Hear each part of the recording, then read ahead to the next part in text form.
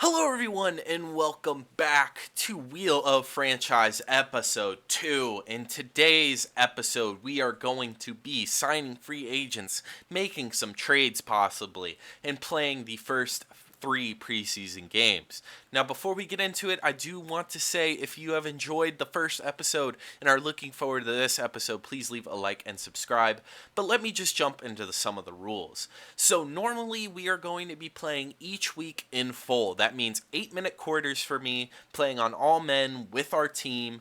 And we're going to act just like the coach, like I said. The offensive coordinator is going to call the plays. The defensive coordinator is going to call the plays. I may make an audible there once or twice there, but it's going to be like that. However, we are also going to control everything else. That means as head coach, we control weekly strategy, and it also means that when we play the preseason games, we are just going to do play by the moments. While I normally will play the full game, in preseason, there's just no reason to play the full game. Let's see who looks good when they play, and let's see who looks bad in the important moments, and that's how we're going to decide who makes the team. Now, of course, all that means that we're ready to hop into it. But of course, you guys haven't heard anything about the wheels for this episode.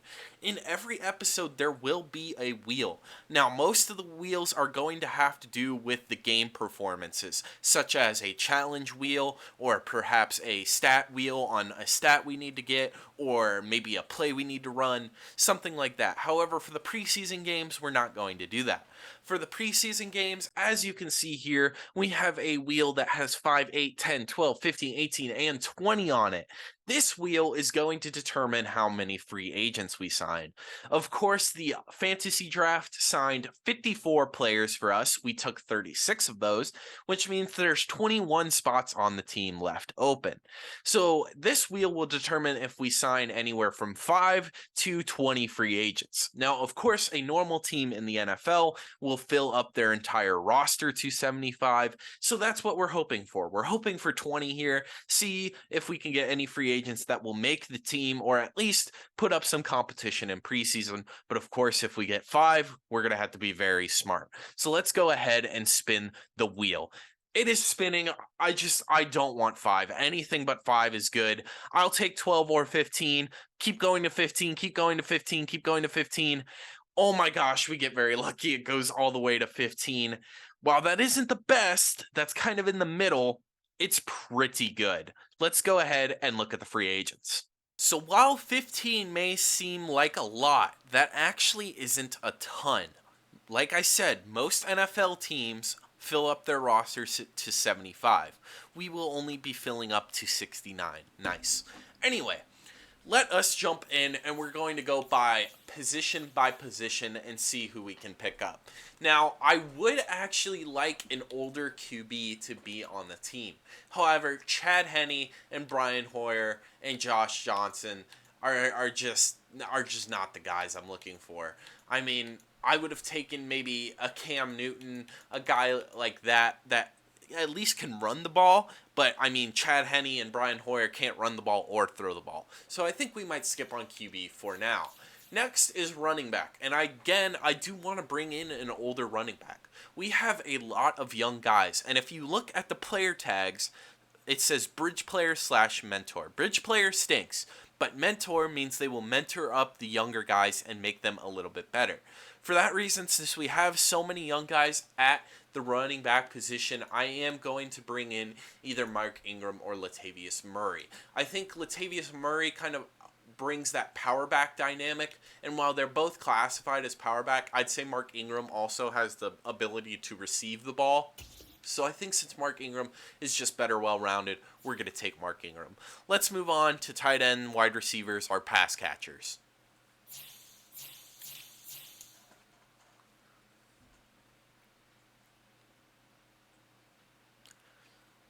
So I guess a technical pass catcher would be Kyle Juszczyk. I mean, he technically catches the ball. While I forgot about fullback, I wouldn't hate signing one. We don't have one on our team, and Kyle Juszczyk is just by far and away the best one. Let's sign him to a contract.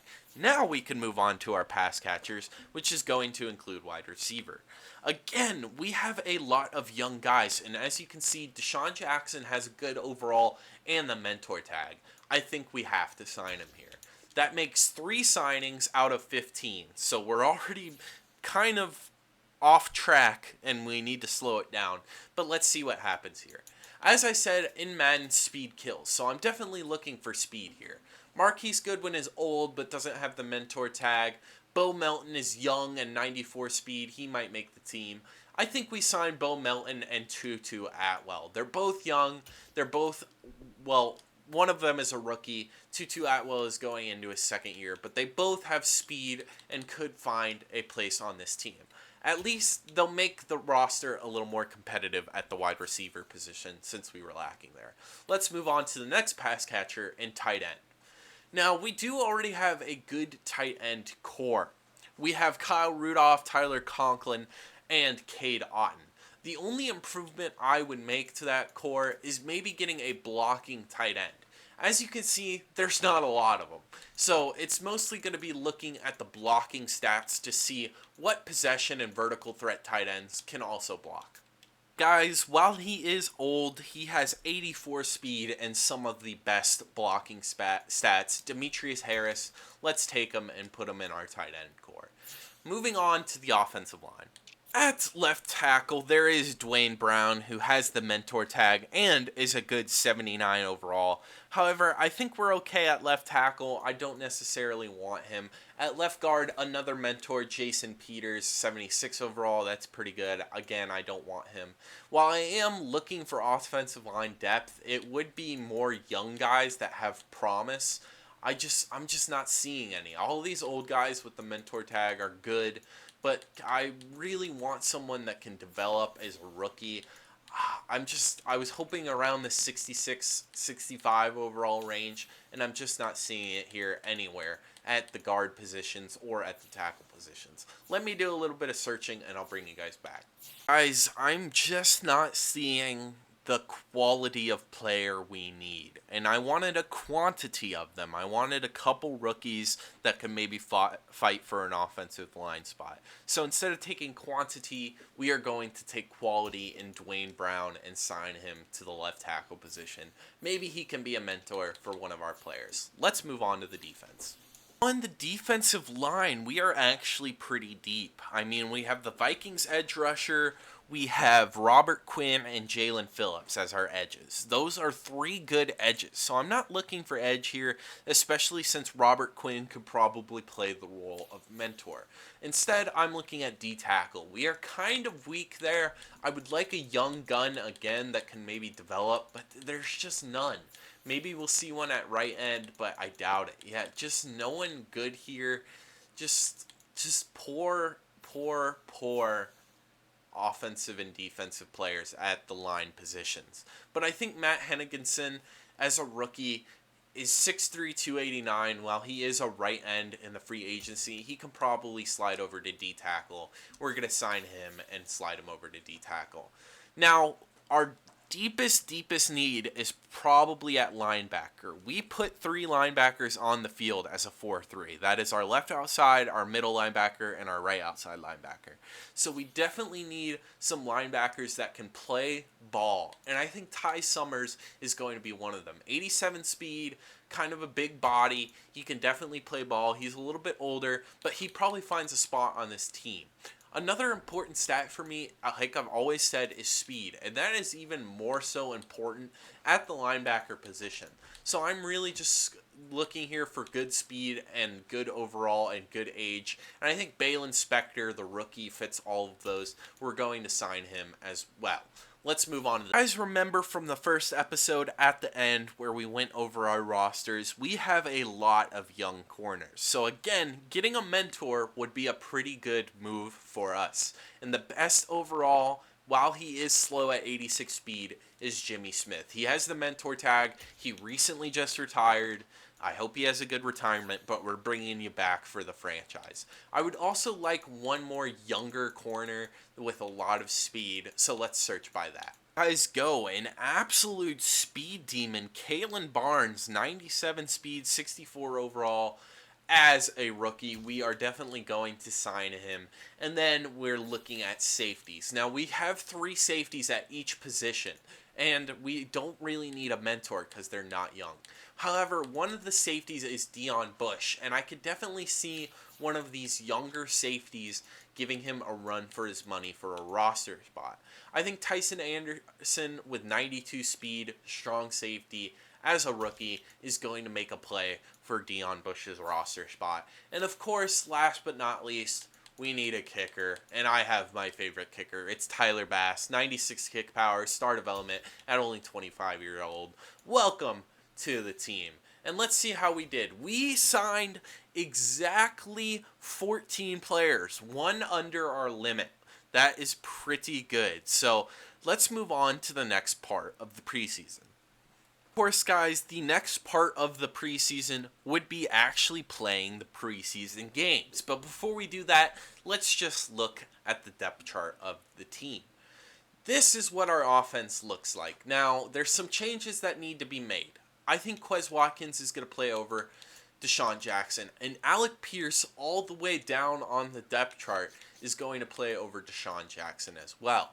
I think Gray is also going to play over these other two in DeAndre Carter and Khalif Raymond, but Deshaun Jackson probably plays over him. That is the only change I'm going to make on the offensive side of the ball. As you can see, across the line, we are bad, but I think the offense is our strong suit. If we look at the defense, man, is that bad? I mean, just horrible. Like, bronzes everywhere. This is not good. Anyways, this is what we're rocking with. I think it looks okay. I'm going to make probably one or two more changes, and then we're going to hop into the preseason. Dax Hill is going to be our slot corner. He played a lot of slot corner in college. Now, you may be saying, who's going to play safety if Dax Hill plays slot corner? Well, we do have Derek Forrest, a 72 overall bronze. Derek Forrest will be backing up at free safety. Even though he is technically a strong safety, he is going to be backing up at free safety. Then the edge rushers are, of course, Daniil Hunter and Robert Quinn, with Jalen Phillips making sure he gets some playing time in case one of those guys need to go out. Our defensive tackle rushers are pretty much the same as it is on the defensive line normally. Jerome Baker and Akeem Davis-Gaither, along with Ernest Jones, will be the sub linebackers. And then a small change here is Mark Ingram is technically a better third down running back than Cam Akers, but I rather have Cam Akers in, and Javonte Williams will be the power back. They will kind of share snaps, and I think that's the best way to do that. So let's hop right into the preseason game. Here we are, guys, in our first preseason game, and about 2 minutes into the first quarter, our defense is already struggling. They took 2 minutes and pretty much drove down the entire field. Let's see what this defense can do when we're playing. I am going to use the linebackers for most of the series and try to make plays. And there, Robert Quinn makes a good tackle. That was nice. We had pressure coming in with our linebackers, and that'll force them to a 3rd and 3 in the red zone. We are 3rd and 3 in the red zone, coming out in nickel. This is what Coach suggested. I wouldn't come out in nickel on 3rd and 3. And of course, they pass and throw a dime anyway. Maybe my responsibility as the middle linebacker, but just too much to cover there. Deontay Johnson gets the touchdown for the Lions. It is going to be 7-0. Guys, while we were simming, of course the Lions get a field goal, but our offense can finally do something. We are in the second quarter, so Jake Fromm is leading the way, and he hands off to Mark Ingram, who can't pick up the first down on 2nd and 1. And now we got a big 3rd down coming up. In the red zone, we need a touchdown here to stay in the game. Just checking down to Mark Ingram. Can't break a tackle, unlike the Lions, who can apparently break every tackle that comes their way. And it's going to be 1st and goal. 1st and goal from the 7 with time ticking down in the second quarter. They leave Mark Ingram wide open, and he is going to power his way into the end zone. His first touchdown as a Falcon. The Falcons' first touchdown since the fantasy draft. Let's go. This is a sign of things to come. I know we were down 17-0 because our team is horrible, but maybe this will be an improvement. Flag was for roughing the passer, so now we are on the 19-yard line, officially in the red zone, trying to make a push for the end zone. And of course, Cam Akers, just not enough speed to hit the outside edge and get that touchdown. A lot of green grass ahead of him, but can't get it, and that will bring us into the fourth quarter. As you can see, we are just absolutely getting destroyed in the passing game, but our defense in the second half has held up. Let's see if we can get a touchdown on offense here to kind of help them out. I don't love this play, but DeAndre Carter or Danny Gray might be open here. Let's see. No one's open. There's nothing open. We're going to throw it away. Going to be 3rd and 7 in the red zone. For some reason, we are running slants. Let's see how it works out. I'm going to lob a pass in there, and DeAndre Carter is going to get to it. Actually, a beautiful ball by Jake Fromm, avoiding the middle linebackers in the field, leading DeAndre Carter, kind of throwing it short, but under pressure, that is a beautiful throw, and that'll put us at 1st and goal. Now, guys, we are going to throw on 3rd and goal. We are looking slant here from Danny Gray. Let's see if it's open. It's not. An instant edge pressure makes us take a sack. I mean, the only play there is to throw that quick to Danny Gray in press coverage, and he just could not beat the press. We will have to take a field goal to keep ourselves in the game. There could be a situation where we go for it, but I think taking the field goal puts us in the best spot. Let's see how our defense can do here. And as I said, that would pretty much be the end of the game, and it was. I didn't bother calling timeouts. I mean, it was over. They would kick an easy field goal, go up 20-10, and we'd have no timeouts to score. But after a bad first half, going into half, I believe down 17-0, maybe 17-7, we have a decent second half. I mean, Joe Burrow and Jake Fromm just absolutely horrible in the game. Ian Book as well. That was really just a battle of two bad teams. Jake Fromm finishing less than 50% completion rating with a QBR of 35.6. Joe Burrow actually had a decent game. I didn't get to see that because they didn't give me a moment. But Jake Fromm, 2 picks, only 9 completions out of 20 pass attempts. Matt Corral didn't look any better in his 1 drive. Rushing, Cam Akers was okay. Mark Ingram was okay. Javonte Williams was good in his 3 carries. That's pretty good. Receiving side of the ball, let's just go to Falcons. Khalif Raymond with a big catch. Danny Gray with some catches. Mark Ingram with the touchdown. But really, a poor passing game led to nothing really being decided there. Defensively, a lot of tackles from Jerome Baker. Tackles for loss for Jalen Watson, the corner. That's not good. You don't want to see him having the highest tackle for loss total. And Ernest Jones and Jalen Watson getting the sacks. Again, not good. You would like to see a defensive end there. Are 3 minutes into the first quarter, and on its first drive of the game, our offense is driving. That's what you like to see. Matt Corral and the offense didn't have a good first preseason game. Aaron Donald, that might be Aaron Donald. That's a pretty thick guy for Aaron Donald. But someone shed a tackle right away, but still able to pick up a couple yards. We are going to pass. I'm going to make one of my few adjustments and block Rudolph. And good pass to Quez Watkins. I didn't know what to say there. I freeform completed that down, hoping he can make a play, and he did. And Matt Corral and Quez Watkins and the rest of our offense looks good on their first drive. About halfway through the second quarter, and our offense is in the red zone. Matt Corral looking much better this game. I'm going to try and lead this pass in there, and that was just not a good idea. That was 100% my fault. Matt Corral with a decent ball, but I just kind of predetermined I was throwing to the tight end, and that's going to be an interception, his first of the season. Game is expecting a fake field goal, so I am going to come out, scroll down one in the defensive coordinator's options, and go with safe man in case they do fake. And they do. I guess it's preseason, but a holder power option is not a great play call. And our offense will get the ball back with less than 2 minutes before halftime. 4th and 1, they're blitzing. That should leave Quez Watkins wide open. Defender misses the tackle to the 20, to the 10, to the 5. Touchdown for the 98 speed, 75 overall Quez Watkins, putting the Falcons up 14-0 before half. And on the first drive of the third quarter, the Jets did score, but our offense, led by James Morgan, is now driving. James Morgan rolling out, completing a decent pass, but going to be 4th and inches on the 32. Of course, we are going for it here. In the preseason, this is just a go for it all the time move. And Mark Ingram, our resident power back besides Javonte Williams, is going to get the ball, runs over one man, breaks another tackle. It takes a pile of Jets to take him down, but after he converts the 4th and inches. And that leads us with a 1st and goal. About 3 minutes left in the third on the 2-yard line. Kyle Juszczyk's going to get the ball, and immediate block sheds. Our O-line is probably one of the worst parts about this team, and you definitely saw it there. Now we're going to come out and play action, probably get sacked. We don't, but throw out a sack leads the ball going straight into the ground, leading to 3rd and goal. 3rd and goal, I'm going to audible Gray to a streak. Hopefully he can beat this press coverage and give us a touchdown. Not enough time to throw, and we have to throw a pass, and it's going to be intercepted, and it's going to be a pick 6. Unless Gray can catch him here. 30, 20. And he is not Gray prevents a touchdown from Duron Harmon.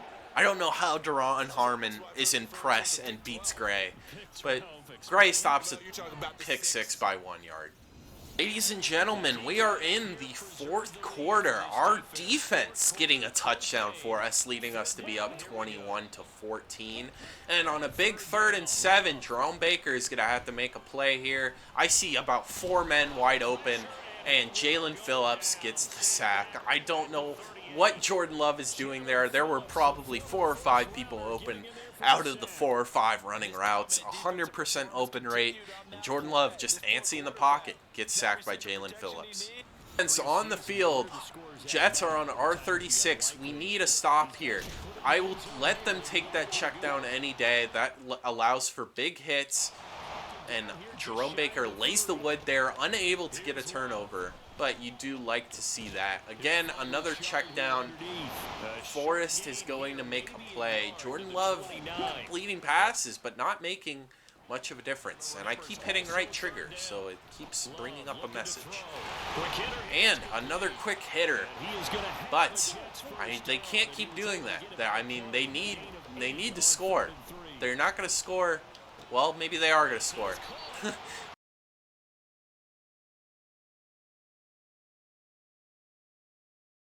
James Morgan and Danny Gray with a beautiful connection, only taking 6 seconds off the clock and putting, booth reveal, it's not going to be overturned, that was a catch. Pretty much in 6 seconds, putting us in field goal range, not even using a timeout.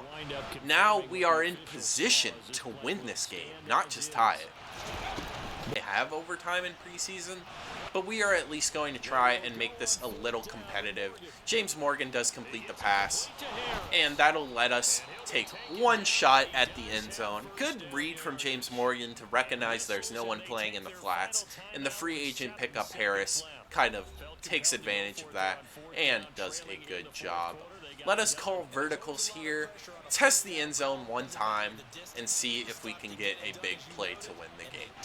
Testing the end zone, we are giving DeAndre Carter a jump ball, and he can't come down with it. Leaves 1 second left. I'll kick the field goal. I don't know if there's overtime, to be honest. I can't remember the rule. But Tyler Bass will drill it unless we get iced. That's a new mechanic. I've never seen icing while the meter is going. That is insane. Now Tyler Bass is iced. Can I still hit this? Barely, but it is going to be a 24-24 ball game.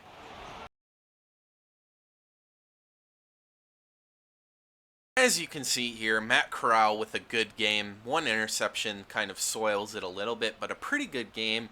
James Morgan, I thought, played way better than a 59 overall QB rating. And the rushing game, Cam Akers gets most of the work as the backup, with Javonte Williams and Mark Ingram actually having the best showing. Receiving, Quez Watkins breaks off that slant for a huge touchdown, and then gets another red zone touchdown. Really big. Danny Gray with 2 catches for 50 yards, also impressive. And Cam Akers, the check down king. actually getting a couple of receptions. Moving on to the defensive side of the ball, Justin Reed with the most tackles. Way more tackles for loss this game. That's what I like to see. Our defense was much better. Sacks, unfortunately, have Jalen Watson and DeAndre Sinnett in there. You would hope to see more edge rusher sacks. Of course, you're not going to complain. Jalen Phillips and Robert Quinn also with a sack. Pretty good game. Instead of winning our first game, however, we tie, but you can't hate that because it definitely should have been a loss. I don't know what the Jets were doing. Alright, guys, and for the first time this season, we have some coaching options, including wide receiver mentorship and training camp standout. Let's see who DeAndre Carter is going to mentor. Quez Watkins. I know you're frustrated with Quez Watkins. Dude couldn't hang on to anything last game. I would say that is completely false, as he was probably our best player on offense. But let's get him working on catching in traffic. I think he's a good speedster, good at getting open, and good after the catch. So +2 catch in traffic is a good upgrade. As for training camp standout, we have, let's see, Justin Reed. I would love for him to get better in zone coverage. He is a free safety. That's where he's going to get most of his reps. And he gets +5 zone coverage. That's very good. Let's jump into the last game of the preseason. To the air again with Corral. And there you go. It's as easy as that. Our offense drives down the field. Quez Watkins burns the cover 2, and we get a touchdown. After that sack, the Jacksonville Jaguars were forced to punt, and our offense could not do anything. Jaguars have the ball again. Let's see if Russell Wilson can convert this 3rd and 7. There's so much open. And Russell Wilson, being the smart-minded quarterback he is, finds Cole Beasley, just retired today as I'm recording this. Definitely wouldn't be running a vertical street route probably, but Russell Wilson finds him in the back of the end zone to tie the game. Bring him. He is going to be wide open. He is covered. Matt Corral does have speed. We're going to try and slide, and the slide just doesn't animate quick enough. And oh my gosh, he's going to break away. Number 55 for the Jaguars. Throw him into the ground. And what looked like a touchdown is going to have the Jaguars on their own 40-yard line with great field positioning. And we are into the 4th. Our defense playing amazingly, holding the Jaguars to only 14 points. That's a big reason why we're in this game. But we do have a 1st and almost goal, now a 2nd and almost goal. And we really need to score here. A touchdown is huge. A field goal is not huge. Let's see if we can check down to DeAndre Carter and if he can muscle in. That was the 9th play of the drive. Unfortunately, he cannot, as he kind of gets mollywopped by 2 Jaguars defenders. And Matt Corral gonna have to make something happen with his feet here. Oh, this is James Morgan. James Morgan, the notorious pocket passer, in for the 4th quarter. Scrambles for a touchdown. Kick is going up here. It is up, and it is good. This game will be tied 17-17. And we tackle. Now remember now, no overtime here in the preseason, so in a tie game, this ought to be a fight to the finish. That is caught. It's Chris Godwin. Wow. Wow! Chris Godwin just playing in the 4th quarter of a preseason game. Moss is our corner, and we are likely going to lose. I had no words for that. I wasn't even commentating. And unable to do anything with that drive, we lose the game. James Morgan throwing 2 interceptions. It looks like we need a backup QB if Matt Corral ever gets hurt. But Matt Corral performing well besides the 2 fumbles. Javonte Williams and Cam Akers doing all right. Matt Corral with that 8-yard rush before fumbling. As you can see, 2 fumbles is not good. Receiving, Alec Pierce playing a big role, actually, in the sim. That's good to see. And Quez Watkins, of course, was our target the whole first drive, looking amazing. Defensively, tackles for loss, only 3 the entire game. That this defense and getting pressure and tackles for loss seems like it's going to be our big weak side. Robert Quinn with 2 sacks, but that is going to end the preseason games. On to the final stages of this video. Guys, we are here week 4 of the preseason, which is where we cut down our roster. We need to cut down 15 players. But as you can see here, there is a wheel with 0, 1, 2, and 3 on it. Now, before the season happens, usually teams make some trades. This is what this wheel is going to represent. We have the options for 0 trade, 1 trade, 2 trades, or 3 trades. Whatever the wheel lands on is how many trades we're going to get. Now, like I said, this franchise is going to be extremely realistic. So we're not trading for, let's say, um, Josh Allen. We're not trading for Josh Allen. We're not trading for Patrick Mahomes. We are trading for guys that probably wouldn't make the other roster of the team we're trading with and might make ours. And we're trading away players that won't make our roster but might make theirs. That's what happens in the NFL. That's what's going to happen here. If you're looking for big trades, tune back in season 1, week 8 for the trade deadline. That's where we might make some moves. We might sell our better players. We might buy some good players, depending on where we are in the playoff hunt. But let's go ahead and spin this wheel. I obviously really want 3, but anything more than 0 is good. And I think we are going to get 2 here. It might go to 3.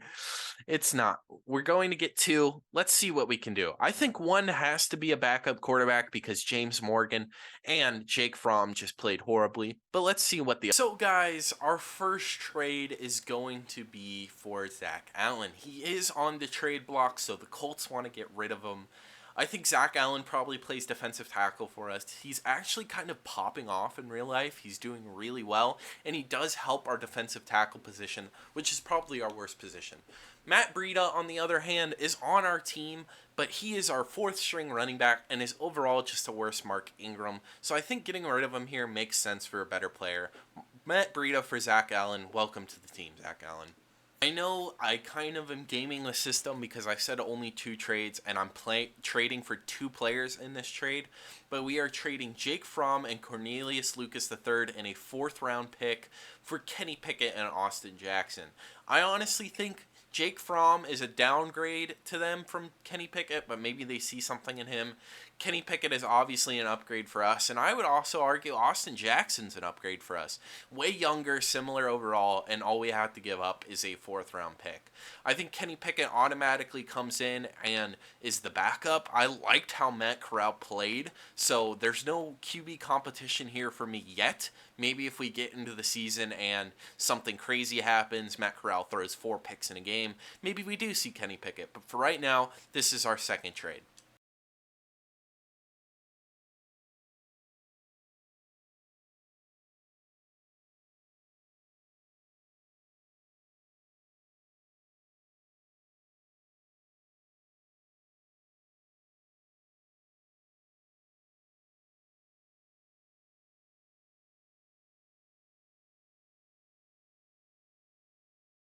That is going to set our franchise up for the real season, guys. I hope you enjoyed this preseason video. We signed free agents, we played the preseason games, we made trades, and we got our roster down to 53 men.